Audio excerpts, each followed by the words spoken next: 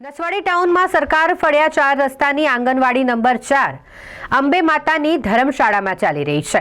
છેલ્લા 9 મહિનાથી આ આંગણવાડીના બાળકોને ધર્મશાળામાં બેસાડવા પડી રહ્યા છે, કારણ કે આંગણવાડીનું જે મકાન છે તે જર્જરિત થઈ ગયું છે।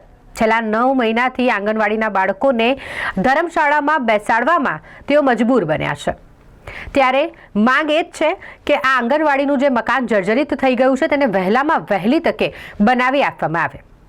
સરકાર એમ તો વિકાસની મોટી વાતો કરે છે, પરંતુ આદિવાસી વિસ્તારમાં પાયાનું શિક્ષણ મેળવવા માટે પણ આ બાળકો હેરાન થઈ રહ્યા છે। બાળકોને ધર્મશાળામાં બેસાડવામાં આવી રહ્યા છે। એટલું જ નહીં, અહીં દુર્ઘટના સર્જાય તેવી પણ પરિસ્થિતિ છે, કારણ કે ત્યાં બાજુમાં જ બાળકો માટેનો નાસ્તો પણ બનાવવામાં આવે છે। સાથે જ આ ધર્મશાળા હોય એવી ફરાસખાનું પણ છે। અહીં બાળકોને રમવા માટેના રમકડા પણ નથી આપી શકાતા। 9 મહિનાથી બાળકો અહીંયા જ બેસીને ભણી રહ્યા છે અને જેના કારણે તેઓની શિક્ષણ પર પણ તેની અસર પડે છે।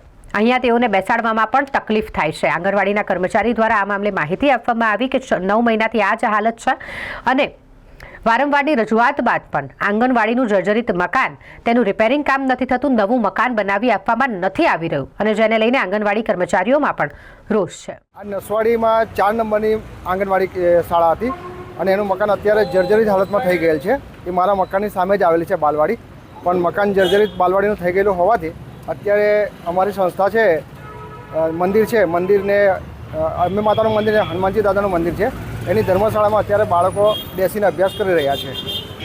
સરકાર પાસે કેવી માંગ કરો છો? આંગણવાડી વહેલી બને અને બાળકો શાંતિથી ભણે એવી અમારી આશા। અમારી આંગણવાડી નસવાડી 4 જર્જરિત છે, તો અમે 8 મહિના સુધી નસવાડી 3 જે આંગણવાડી હતી ત્યાં અમે ભેગું કેન્દ્ર ચલાવતા હતા, પણ હવે હાલમાં અમારા જે લાભાર્થી છે એ છોકરાઓને આટલું દૂર પહોંચી ના શકે, એટલે એ લોકોએ જે અંબાજી માતાનો જે અમારા ધર્મશાળાનો હોલ છે એ લોકોએ અમને વગર ભાડાએ આપ્યો છે।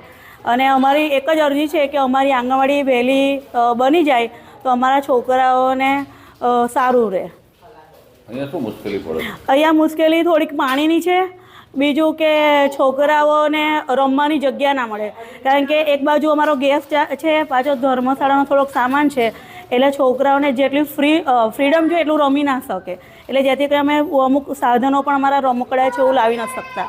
ડર જેવું લાગે? હા, ડર જેવું લાગે, કારણ કે ગેસ ચાલતો હોય, આપણું છોકરું ત્યાં કદાચ પહોંચી જાય તો, એટલે વહેલી તકે અમારી આંગણવાડી બની જાય તો સારું છે।